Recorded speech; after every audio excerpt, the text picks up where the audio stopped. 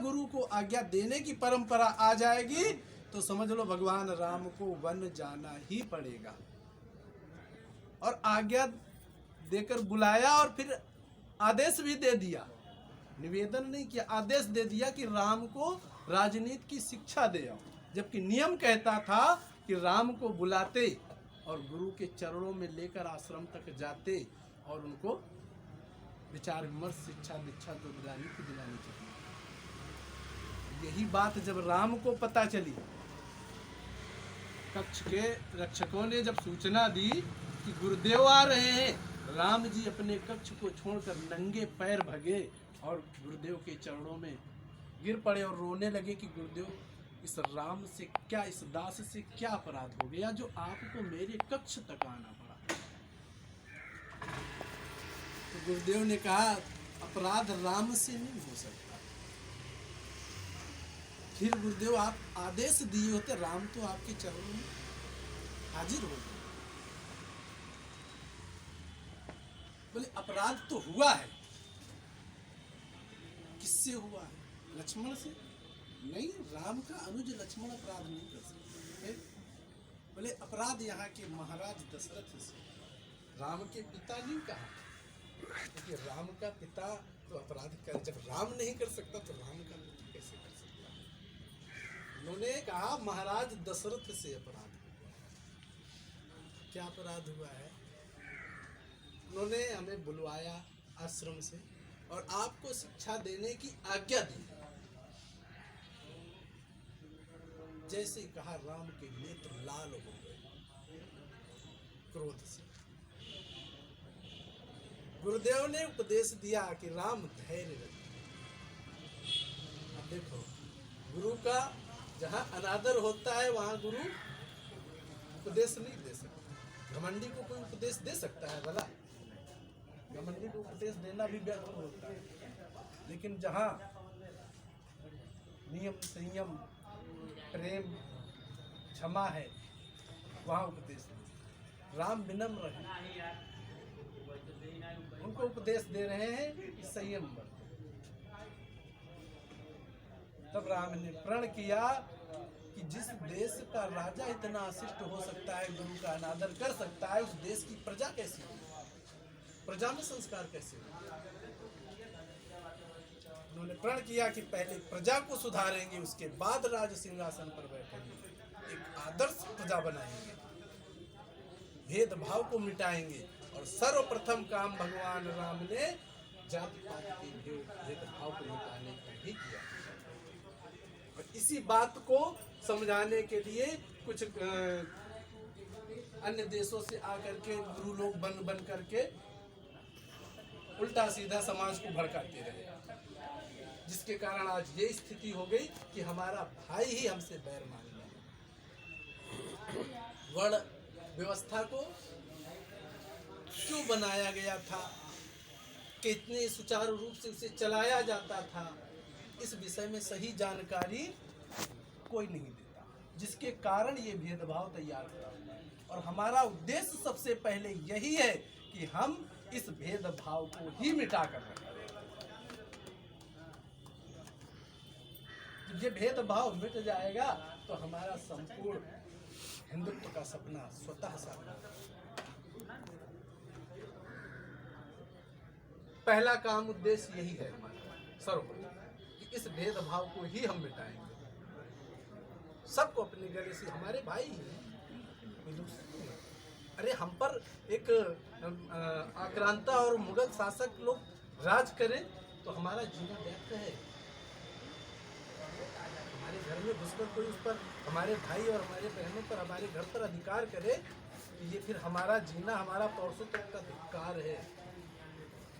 और केवल हम ये सोचते रहे अरे होगा देखा जाएगा, वो उसकी अपनी समस्या है, हम क्यों जाए, हमको टेंशन नहीं है, अपनी टांग क्यों फालतू में फंसा दूं। इसी बात के लिए मैथिली शरण गुप्त ने बहुत सुंदर पंक्तियां लिखी कि विचार लो कि नृत्य हो, न नृत्य से डरो कभी, मरो परंतु यूं मरो कि याद जो करे सभी। यही पशु प्रवृत्ति है कि आप ही चरे, जो केवल ये सोचता है कि मेरे ऊपर ये समस्या नहीं है, मुझे क्यों जाना, मैं क्यों टांग लगाऊं ऐसे केस में? ये प्रवृत्ति किसकी होती है? हाँ? यही पशु प्रवृत्ति है। आप ही चले, वही मनुष्य है कि जो मनुष्य है। अगर अपना स्वार्थ सोच करके आप संगठन से जुड़ रहे हैं तो मैं समझता हूँ संगठन से ही नहीं, कहीं भी आप अगर केवल अपने स्वार्थ के लिए समाज में भी रह रहे हैं तो फिर आप मानव नहीं हो सकते। और कैसे आप पशु भी हैं तो कैसे पशु हैं? दूसरे कवि ने धन्य कहा है, तृणम न खादन्नपि जीव माना तद भाग ध्येयम परमं पशु। जो ऐसा पशु है कि केवल अपने लिए चरना चाह रहा है समाज में, अपने स्वार्थ सिद्धि के लिए मित्रता बना रहा है, अपने स्वार्थ सिद्धि के लिए संगठन से जुड़ रहा है केवल, तो ऐसा तो मनुष्य पशु तुल्य है। और ऐसे पशु को तो धन्य है भाई कि तिनका भी नहीं खाता है, घास फूस भी नहीं खाता है, फिर भी जीव। तब निर्णय आप सबको करना है कि कैसा बनना है, मानव बनना है या पशु। हमारा उद्देश्य केवल इतना ही है कि आप सब जागरूक हो, अपने साथियों को जगाएं, बढ़ें, एक साथ बढ़ें, एक दूसरे के सुख दुख में सहयोग दें। जब हम एक दूसरे का सहयोग करने लगेंगे तो निश्चित है कि लोग इसे हमारे पास अपनी बात लेकर आएंगे, और जब उनकी समस्या हल होगी तो हमसे वो जुड़ेंगे भी और हमारी समस्या को वो भी ध्यान देंगे। ऐसे मत बनो। आज स्थिति देश की हिंदू समाज की वो हो गई है कि मुझको देखकर बड़ी कभी कभी हंसी आती है, कभी कभी बड़ा गुस्सा आता है। एक जगह मैं शोक सभा में गया, तो वहाँ शोक सभा में देखा सब माताएं जाके बड़े जोर जोर से रो रही थी, पड़ोस वाली भी रो रही थी साथ में। अब जब सो घर से चला गया तो बाद में उठ के खड़ी हुई अपने अपने घर गई, और घर पहुंच भी नहीं पाई, रास्ते में हंसते हुए अपना हमारी एक आदत पूछ लेने, अभी तो आप बड़ी वहां पर रो रही थी। अरे महाराज जी क्या बताऊं, अब निभाना पड़ता है, अब हम के यहाँ न मिले तो हमारे यहाँ कौन बोले जाएगा।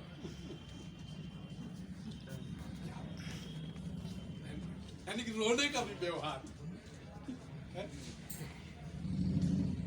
ऐसा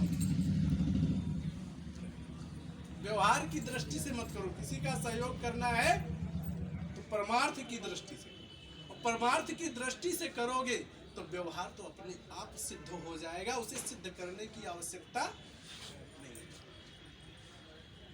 सेवा करोगे तो निश्चित है आपको मेवा मिलेगी। प्रमाण है हमारा रामचरितमानस। रामचरितमानस में 3 सिद्धांत हैं, 3 सिद्धांत केवल, और उन्हीं 3 सिद्धांतों को हम जीवन में अगर उतार लें, 3 में 2 तो हमारे उतारने योग्य नहीं, विचार करने योग्य, उतारने योग्य नहीं, लेकिन एक सिद्धांत जो है वो उतारने। कौन कौन से? एक है समीक्षा, दूसरी है, पहली है परीक्षा, दूसरी है समीक्षा, और तीसरी है प्रतीक्षा। प्रथम क्या है? परीक्षा। परीक्षा किसने किया? किसने परीक्षण किया?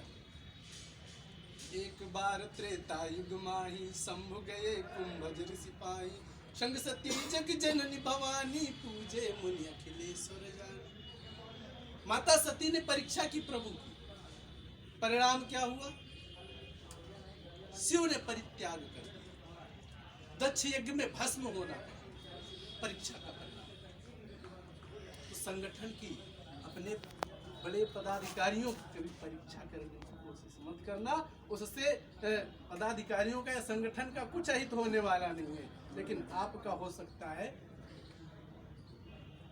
इसलिए परीक्षा। दूसरी बात समीक्षा। समीक्षा किसने की? बताइए, मौसम पुरुष न तुम सन्नारी, इसने की थी शूर्पणखा ने भगवान राम से अपनी समीक्षा कर दी। शूर्पणखा ने कहा कि तुम सब कोई सुंदर पुरुष है ही नहीं सृष्टि में। गोस्वामी तुलसीदास जी बड़े प्रसन्न हुए, अरे राक्षस कुल की बेटी और इसमें इतना दिव्य ज्ञान आ गया। और जहाँ दूसरी लाइन कही कि नमो सम नारी, ये बोले कि सूर्या सूर्य रहेगी, चाहे जितना नहला दो वो कीचड़ में लौटेगी। तो समीक्षा कभी मत करना, किसी से अपनी समीक्षा मत करना कि ये व्यक्ति क्या कर सकता है, इसकी कितनी क्षमता है, इसको किस आधार पर ये पुरस्कार दिया गया, इसको क्यों ऐसा किया गया। आप योग्य बनने का प्रयास करें। समीक्षा की तो परिणाम क्या मिला, गोविंदाय ना करना। लेकिन प्रतीक्षा की माता सवेरी ने, परिणाम क्या हुआ, भगवान राम राज सिंहासन को छोड़ करके और बन भटकते हुए माता सवेरी के आश्रम तक। तो प्रतीक्षा करना, पद कोई हम लेकर नहीं बैठे। संगठन में आप मेहनत करेंगे तो पद आपको स्वतः मिलेगा, पद किसी का गुलाम नहीं। इच्छा कीजिए, निश्चित मिलेगा। सबरी माता को मतंग ऋषि ने वचन दिया, बेटी सेवा करो और कुटिया में राम राम भजो। राम स्वयं आएंगे, तुम्हें राम को ढूंढने कहीं जाना नहीं पड़ेगा। माता सबरी ने अक्षरशः पालन किया गुरु वाक्य का। तो संगठन में जो शीर्ष नेतृत्व ने आपको वचन दिया है, उस पर भरोसा करो और संगठन में लगे रहो, निश्चित आपको उसका परिणाम मिलेगा। इसमें कोई अगर आपका संगठन विस्तारित होगा पूरे विश्व में, तो केवल क्या मेरा ही नाम होगा। एक बात बताइए, जो पेड़ लगाता है क्या वही पेड़ का फल खाता है क्या? नहीं खाता है ना। दैव योग ऐसा भी होता है कि लगाने वाला चला भी जाता है, पेड़ फल बाद में देता है, होता है कि नहीं होता है? उस फल को कौन खाता है? जो शेष बचता है कि नहीं? तो ऐसा मत सोचो कभी, परिश्रम करो, फल तो अपने आप आपको मिलेगा, पद आपको निश्चित मिलेगा, इसमें कोई दो राय नहीं। जो कर्म करेगा उसको उसका लक्ष्य निश्चित